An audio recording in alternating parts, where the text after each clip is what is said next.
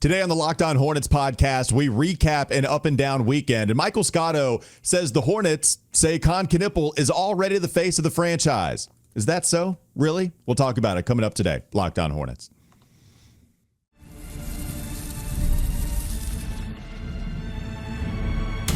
You are Locked On Hornets, your daily Charlotte Hornets podcast.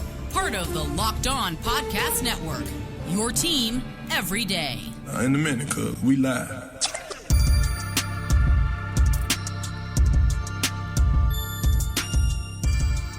It's Locked On Hornets, part of the Locked On Podcast Network. It's your team every day. Thanks for making us your first listen. We are free. We are available anywhere you get your pods.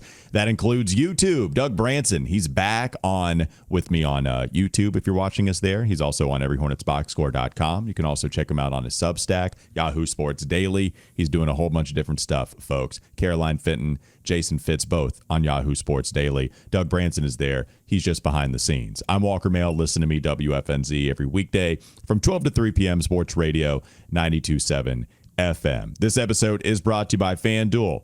If you want to be right in the middle of the action this season, visit FanDuel.com and place your NFL live bets all season long. Not only NFL, NBA too, but you can still get in on the NFL action while the season is going on. And last but not least, thanks to you, the listener or the viewer on YouTube, for making the Locked On Sports Podcast Network the number one sports podcast network out there. So we appreciate all of it. Hornets wild weekend in that they lose to a reeling Bulls team, but on Sunday, yesterday, they come out with an OT victory against a Cleveland Cavaliers squad that has not lived up to expectations this season, but is still clearly a better basketball team than what the Hornets are. They just weren't on Sunday. And it was a big road win for Charlotte as well. Kon Knueppel, I mean, if you just wanted to highlight one single player's performance over a two-game span, he's been unbelievable. I said it on the broadcast, Doug. I thought that was the most in control I had seen Kon play all season long against Chicago. Just the floor game,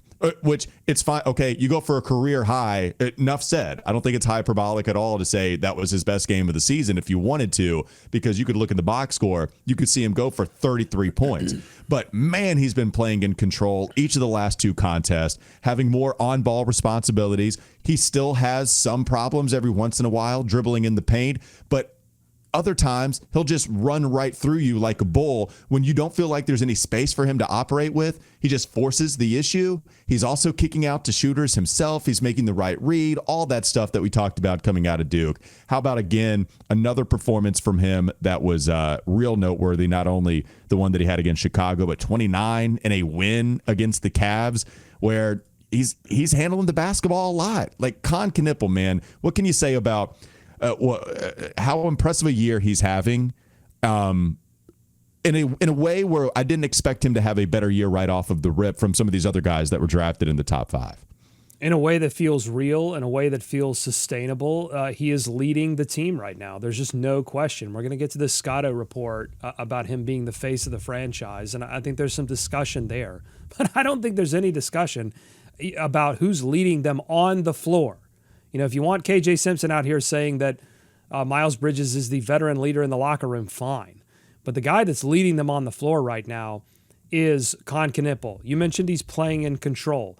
I would say he's doing that on both ends of the floor. Offensively, the way he was getting inside on the Cavs defense and just slicing and dicing them up, getting to the rim, getting his shoulder in front of the defender so that he knew he had plenty of space. And that's where, you know, his body is so important. His thickness is so important because he can move defenders and keep them off of him as he goes to the rim. Defensively, I thought he stepped up his game big time against Darius Garland towards the end. Now, yes, Darius was clearly limited by the toe injury that's been limiting him seemingly for a few seasons now. He wasn't, full 100% Darius Garland, but the point is he was keeping Darius in front of him when he needed to keep him in front of him and got that, game-saving poke away on Darius Garland at one point. Yeah, I don't know. Here's what I want to say about Kon Knueppel. It's a pleasure to watch him play basketball, and it's the most pleasure I've gotten watching a Charlotte Hornet play basketball since LaMelo Ball's All-Star season. Like, I just like to watch him hoop. There's so few moments when I watch him and I cringe or I worry or I seize up. I can't say the same thing for Brandon Miller right now when he handles the basketball. I can't say the same thing for Miles Bridges when he just puts the blinders on and just completely destroys the Charlotte Hornets in the clutch. I can't say that for LaMelo Ball when he can't drive the basketball, he can't get fouled, and some of that's on the refs, but then he's arguing fouls constantly. I can't say that any of those guys are more of a pleasure to watch hoop right now than Kon Knueppel. Kon is just making shots at a real high level, especially over the last 2 games. I talked about the twos, the inefficiency on twos being an issue for him at the beginning portion of December. Last couple games, he was 7 of 9 from 2-point range against Chicago. He was getting to the short corner, mid-range. The McConnell middies kind of like just holding on to the basketball with 2 hands all the way at the top and then releasing it like TJ McConnell does. Feel like that's a part of Kon Knueppel's game. And then here he is inside the 3-point arc. He only, quote-unquote, only made 3 3-pointers against Cleveland. He had 11 made field goals overall. So you're talking about, what is that, 8 of 12 inside the 3-point arc? The other thing is he's getting to the foul line just a little bit more. Probably not at the exact rate I wanted, but it was all I was asking for, right? Like watching Kon get to the foul line, shoot 4 free throw attempts in the first quarter against Chicago. I'd like to have seen more of that as the game went on, but got to the foul line 4 straight times. Should have gotten there more against Chicago, as I saw you went solo and said that he should have as well. But just you're growing. Kon is growing, and we're already at a crazy high floor, and we're still seeing him grow. It's a pleasure for me to watch him as well. A couple of things. He should have gotten more free throws. I mean, the officiating in both of these games was absurd. I mean this. I almost went solo again for just like 10 minutes to bash the referees in this game against Cleveland because I thought they were just outrageously bad in this one too. But the Hornets, they shut the Cavs out in overtime and this was the learning lesson from the Chicago game was don't let the referees be a factor. The way you do that is by crushing the Cavaliers in overtime. So well done, Hornets. But on the Kon point, all you want to see from a rookie to indicate that they'll have sustainable success and possible star power is that circumstances give them an opportunity to do more, and they take that and they run with it. And that's exactly what's happening for Kon Knueppel. No LaMelo Ball, no Colin Sexton, no Trey Mann. I'm really no KJ Simpson because he's not playing particularly well, and they didn't even start him in this game. They said, forget, no point guards, point guard by committee. Yeah. It worked against Chicago, so they went with it against Cleveland. And Kon says, that's fine. Give me more ball responsibility. I'll dish out some assists. I'll limit my turnovers relative to how many turnovers I was giving away. So he's learning, he's processing, and he's taking more responsibility and being even more efficient than he was early in the season. It's a beautiful thing to watch. It's a pleasurable thing to watch. Yeah, it is. And you're right. Just to give you a few more numbers before we move on, the usage percentage was at an all-time high for Kon against Chicago, but the turnovers relatively fine. Like in both of the last couple games, just turned it over. I think what was the total? 4 times combined. That's it. Points per shot attempt way up, usage way up. Like I think what's interesting for me is that the responsibility that's amplified, and so is the play. Now, look, defensively, that's how they lost the Chicago game. That just couldn't stay in front of anybody. 80 points in the paint is a ridiculous number. Yeah. Offensively, you've seen Kon's role go up and the team perform better on that end of the floor. Defensively, I don't think Kon's a bad defender at all, given what he's supposed to do. Like, sometimes he gets beat off the dribble. Against Chicago, they attacked him as well, and I thought they won in some of those situations. Like, yeah, not a perfect player, as we mentioned, but really impressive stuff, man. It's okay to be excited about a top 5 pick looking like you just knocked it out of the park. It's okay to be excited about that. Coming up next on the Locked On Hornets podcast. Bees everywhere! All right, did you knock it out of the park so much so that he's already the face of the franchise before we even reach the 30-game threshold? Face of the franchise talk, Rank Radio, coming up next.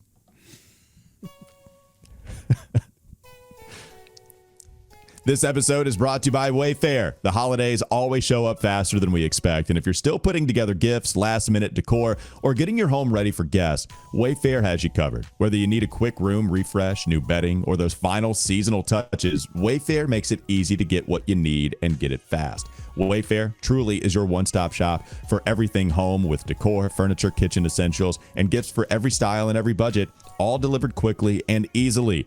You can choose whatever you want at Wayfair. Their selection is huge. Bedding, decor, kitchen gear, kids' rooms updates. Also, for those parents out there, Doug has a child. I was able to find everything that I wanted when I went shopping for my living room. Man, whether you're single, whether you are a parent, I mean, they really have everything for you. The Wayfair items that you order will instantly refresh your space without a big project either. So go to wayfair.com. Get last-minute hosting essentials, gifts for all your loved ones, and decor to celebrate the holidays for way less. Head to wayfair.com right now to shop all things home. That's Wayfair, wayfair.com. Wayfair, every style, every home. This episode is also brought to you by FanDuel. NFL Sundays, they move fast. One big play, suddenly everything feels different, and that's what makes live betting with FanDuel so exciting. You're not just watching the game, you're reacting to it in real time. You're probably reacting poorly if you watch the Panthers lose to the Saints. Jeez Louise, ransom. The Saints are the team that wants to win the division. That's who it is. It's not the Panthers or the Bucks. With FanDuel, you can place bets as the action unfolds, every drive, every momentum swing, I should say, every highlight moment. Live betting is best when the game starts to shift. A receiver gets hot, a defense tightens up, or the momentum flips after a turnover. FanDuel lets you jump in on the moment. Live spreads and money lines, they adjust instantly. Player props update.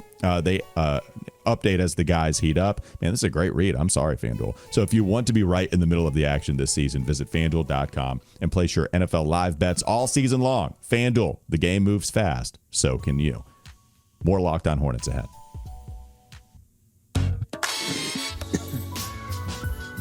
Okay. Michael Scotto on the Yes Network.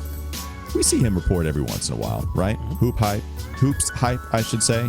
On the Yes Network, what he had to say about Kon Knueppel was that the Hornets already view him as the face of the franchise. The great account Hornets Reddit had this clip and said Kon Knueppel has essentially become the face of the franchise. To Michael Scotto's understanding, they still want to see what it looks like with LaMelo, Brandon, Kon, and Miles. They think if they're healthy, they could be a play-in team.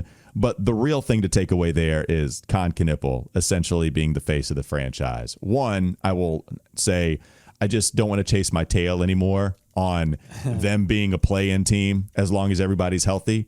I keep chasing my tail. It's right here. I can grab it. It's right there. But why am I not making any ground on this? It's just constantly the same space in front of me as I was the first time I started chasing it. Here we go again.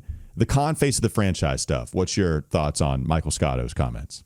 I mean, I don't want to excite you about your tail, but they are just 2.5 games back of the last spot for the play-in, and that's held right now by the Bulls, who they proved that if they had just been a little bit more disciplined, they could have beaten, and the Bucks, who are a disaster and looking to move Giannis Antetokounmpo, so they could be heading for the bottom of the conference, and the Hawks, who have good pieces, but struggling a little bit to stay above water without Trae Young, and the Cavaliers at 15-12, who they just beat.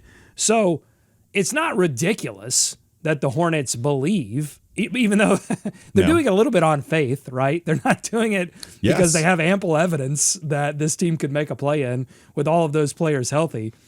But there are still a lot of games to be played. We just got done with game 26. Like, there are still a lot of games to play. And if they could get all of these guys healthy enough, big break here for the NBA Cup Finals, and hopefully you can get LaMelo Ball back by then. The thing is, like, getting Kon Knueppel experience and Brandon Miller, getting him experience in any kind of postseason action, in my mind, would be worth it. This is what if you go, we've been doing this show a long time. So, like, I go back just many years ago when we were doing this show, and I said, get LaMelo Ball to the postseason. And they kind of did, but then they got smoked because they weren't ready for it. So I'm torn here, Walker. But I'm of two minds because I'm like, look, I want to get Kon and Brandon playoff experience. I don't think this team can get to the playoffs. But I also don't want them to make major moves at the deadline to try to fill out this roster when you have no idea what this roster is. So I'm torn. I don't know. Can't be buyers at the deadline. I'm not trying to give up my assets already, just to see if we can get to the 10 seed. Like if I sell on stuff, Doug, then I want to be a top 6 team, and I just am not going to be a top 6 team here.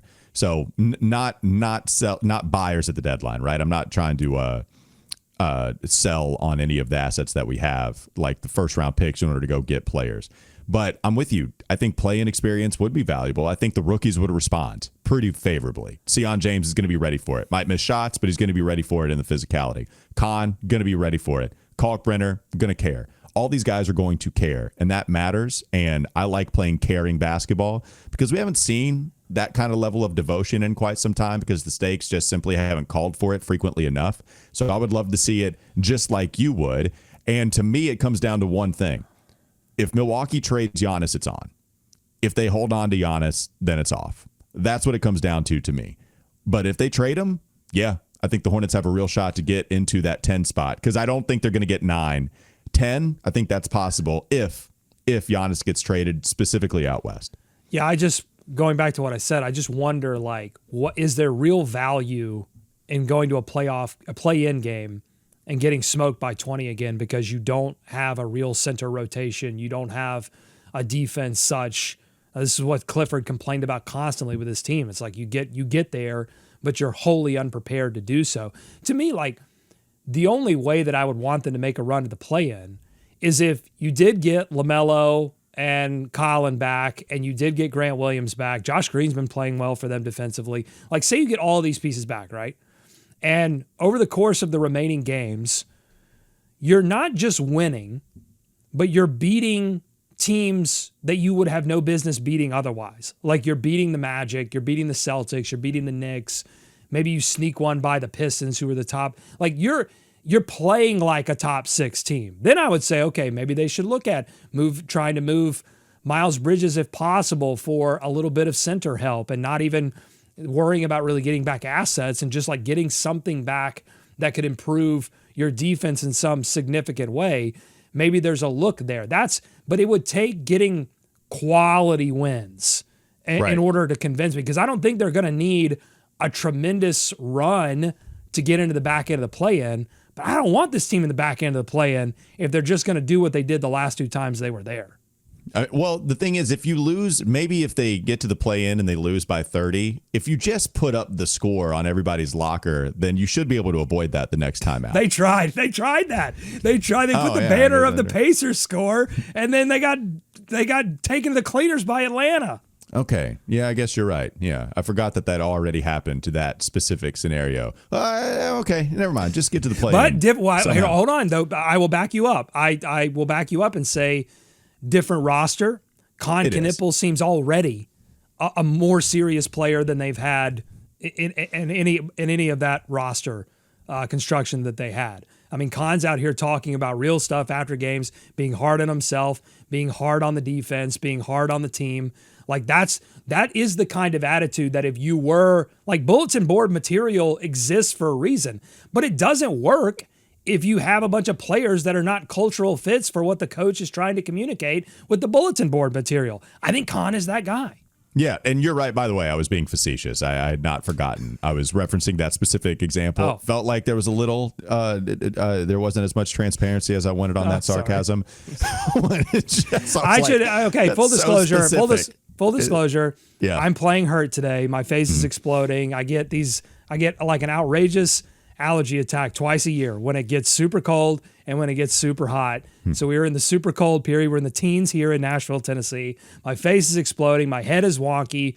So I apologize, Walker. I didn't pick up what you were putting down. Oh, man, it's all right. It is a legitimate point to make, though, that are these guys going to respond in a different way compared to the other team that would get to the play-in? They were 4 games above 500. They had a better regular season.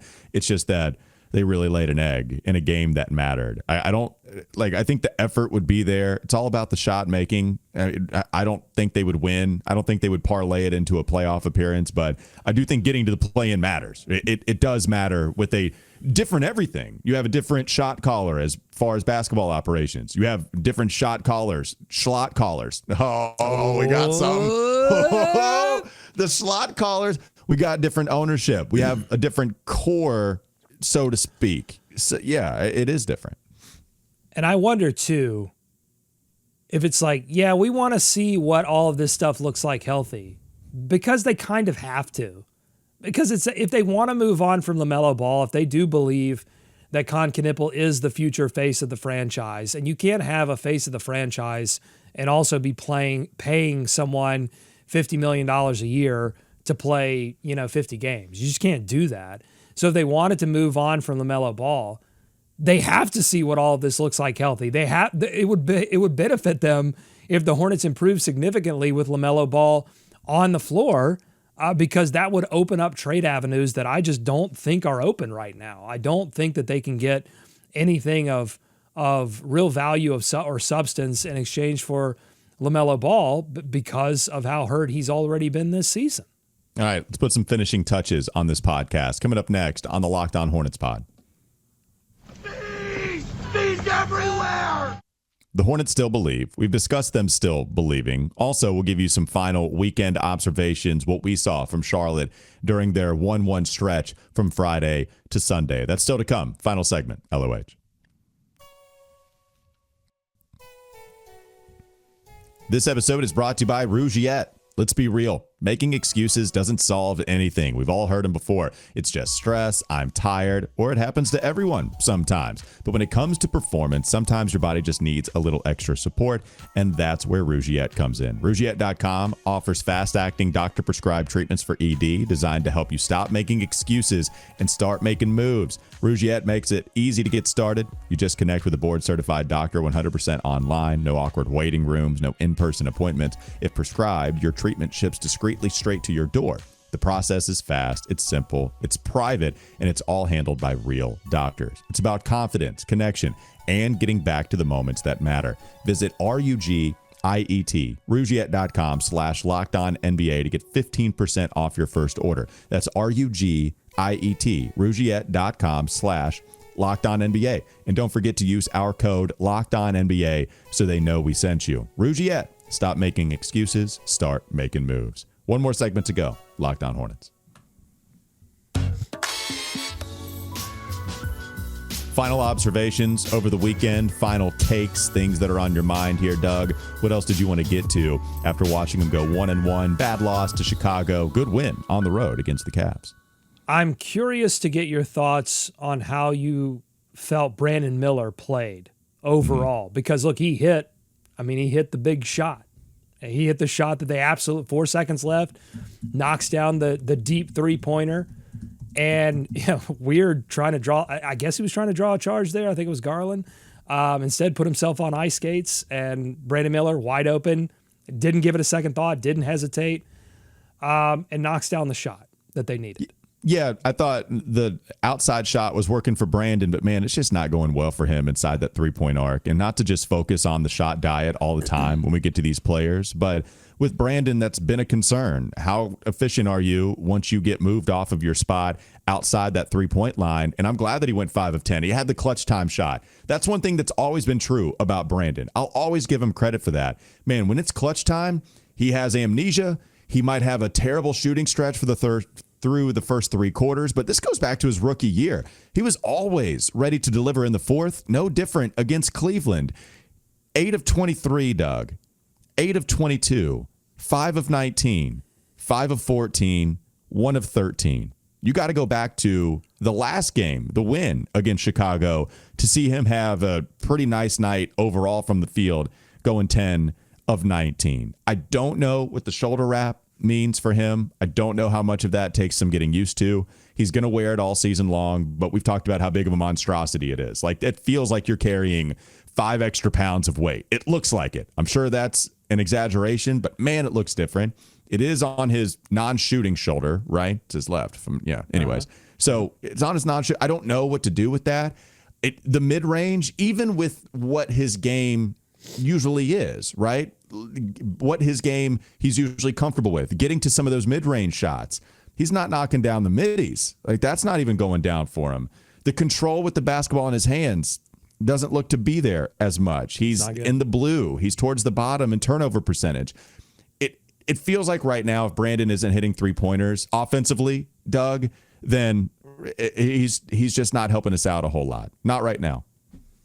The dribble looks awkward when he's trying to like get into his when he goes, all right, I'm gonna make something happen in the mid range. Like, he just decides I'm gonna do this. His setup looks awkward, and then I thought in this game, like, he put himself in bad positions to score inside the arc, and it was nobody's fault except for his own for putting himself in that position, and he made things more difficult on himself. We just had a conversation about face of the franchise revolving around Kon Knueppel. And I mentioned LaMelo Ball. I didn't really go into the Brandon Miller piece, and I'm sure there's some people listening going, hey, what about Brandon Miller? He was a second overall pick. He's a very talented scorer. I mean, we could not stop saying, and Steve Clifford could not, during his rookie season, could not stop fawning over the decision-making, the maturity, all of this stuff, the leadership that we saw from Brandon Miller. The problem is what I'm seeing now, and I'm contrasting it to Kon Knueppel, is I'm seeing two guys deal with not having a traditional point guard out there, needing to set up things for themselves and set up things for others. One guy is succeeding in Kon Knueppel, and the other guy, I think, is struggling. When he is put in a good position, he can make tough threes, he can make easy threes, he can make shots. But in terms of making plays, particularly when LaMelo Ball or Colin Sexton not out on the floor, it's been very difficult for him. I don't know how much of that is not just the shoulder wrap, but just missing time. Could he improve on that in this offseason and next season? Absolutely. But I think Kon Knueppel has already passed him on that particular development curve, which leads me to think he will be the face of the franchise before Brandon Miller. Yeah, so the Brandon stuff, you're right. Like, the and one percentage, he's played 10 games. So at the same time, the numbers aren't great. He played 27 games where he wasn't coming off of an injury last year, at least at the beginning of the game, of the season, right? 27 games for him last year. The numbers were 40 from the field, 35.5 from three. And this year it's 36 from the field and it's 31 from three. And the 3-point percentage is on real high volume. 11 attempts per game last season, remember, setting records. It's 8 this year. And you're right, it does feel like he's not forcing the issue. It does feel like they're going to get up under his hip, defenders are, and he's just going to have to rise above them for some of those mid-range jumpers. And a lot of his responsibility right now, it's a lot on spot-ups. They're running stuff for Kon to go make a play for other people. That's the issue. I just don't know how much of this is injury related, how much of it is rhythm based. He's only played 10 games. I'm not ready to make some sweeping statement on how he's going to perform. I would like 30 games, honestly. Maybe that's too much, but what about what does he do in the next 15? Starting from now, the next 15, how does he look? Because you can still see that there's a lot of ability here. I just want to see how it looks in that sample size before we really start to make some, educated guesses on, man, how's it going to look the rest of the way? At that point, you're talking about like over 50, 60, whatever. It's certainly frustrating for him, but I'm sure he's mad. Like, the shot's just not falling for him. And he's a shot maker. That's what he was drafted to be, was a shot maker, and the shot's just not falling for him right now.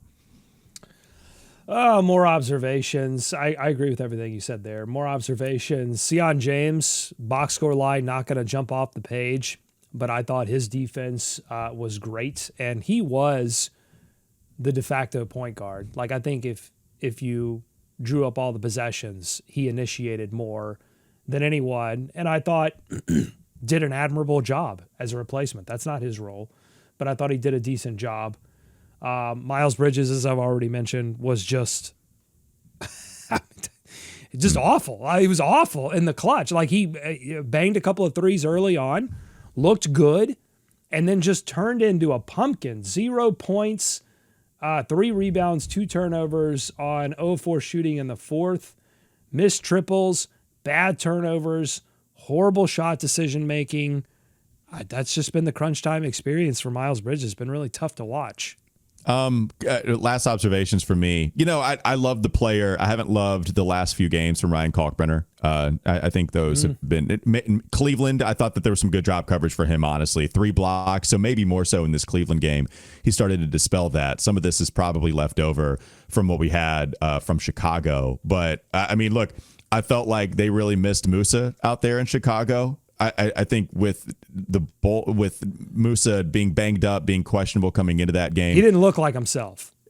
Yeah, and so they kept him out, but I thought they were really missing a healthy version of Musa, because remember, the backup bigs were just going to be susceptible to shooting big men if Ryan Kalkbrenner's on the floor. Not so much when Musa is, right? You give up some size, but he does make up for it in at least keeping you as inefficient as possible if you try to post Musa up. Like, he's going to battle. He's going to make it hard on you, even if you do have the size advantage. I just think Kalkbrenner, he wants to box you out, and I think it makes sense that he boxes guys out and makes sure that his dude doesn't get the rebound a decent amount of time.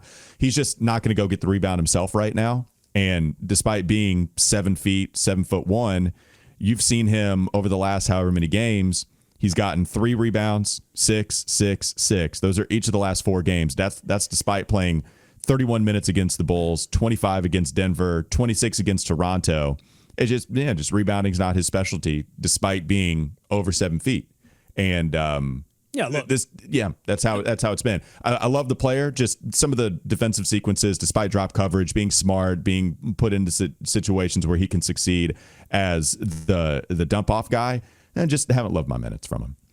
Yeah, for sure. And it's a long season, and I think we'll have a very nuanced understanding of what Kalkbrenner is and what he isn't. And it's going to be somewhere in between how he started this season, what he's doing now, and how he finishes the season. But it's not going to be like we really because he was putting up crazy numbers at the beginning of the season. We were like, whoa, hold on. But I think what we're seeing now is the Hornets don't have an answer at center yet. And maybe it's a combination of Kalkbrenner and somebody else. I don't know. But Kalkbrenner, I don't know that he's going to be definitely the starting center of the future. One more thing, because you talked about rebounding, that I have to mention is that Brandon Miller finished this Cavs game with a double-double, 25 points, 13 rebounds. Oh my God, 5 offensive rebounds. That led the team. I say this because I, probably more than anyone in the Hornets sphere, have hammered Brandon Miller for these 1 or 0 or 2 rebound games. And I'm like, dude, you got to hit the boards. And he did in this game. And honestly, I thought offense, if you wanted to point to one thing that wasn't scoring in this game, and not Kon Knueppel related, it was their rebounding in this game. Second chance points really benefited the Hornets. Cavs dealing with Evan Mobley being out and Jared Allen seemingly on a minutes restriction. So they saw the moment. They said, hey, we lost that game against Chicago close because we weren't physical enough. We're going to be physical in this game. Yeah. We're going to hit the boards. That shows that there's something here. I don't know what it is yet. It's still formulating. Clearly the Hornets feel the same way because they want to get these guys healthy and see what they have here. Last thing, I want to be kinder to Kalkbrenner. I actually don't think he played bad against Cleveland. I think I just have the Chicago game and the games before that in my head. I don't think he was bad against Cleveland. I thought he did actually a lot of nice things. I like that they're running some handoff screen and roll action with him. They did it against Chicago late. They did it here against Cleveland where they're actually starting to draw up some plays. Kon is so good at those lob passes. Yeah. I love those actions He's between available. them. It's just the physicality was lacking, the lack of rebounding, rim protecting was just non-existent because they'll bring him out on the three-point line. So I just want to walk some of that back. I want to walk some of the cock slander and just wanted to do that, So just I still love you, Kalkbrenner. I still love you. It's fine. He's a second-round rookie. It's right. Fine, but he can get played off the floor very easily, and that's something that we have to watch for the rest of the season, and the Hornets are certainly watching it as they continue to figure out if any time in the next decade they'd like a real NBA center rotation. I would personally enjoy watching that. It would be pleasurable for me to watch that. Hey, man, it's just when Musa plays 35 minutes a game, only then will they have a real center rotation. That'll do it for Locked On Hornets. Thanks for making us your first listen. We're free and available anywhere you get your pods. That includes YouTube. Doug Branson. Go check him out. Everyhornetsboxscore.com. Also, Yahoo Sports Daily with Jason Fitz and Caroline Fitton. He's behind the scenes. He's behind there somewhere. I'm Walker Mehl. Listen to me, WFNZ, every weekday from 12 to 3 p.m. Sports Radio 92.7 FM. Have a great rest of your day. We'll be back with you tomorrow. Bye-bye.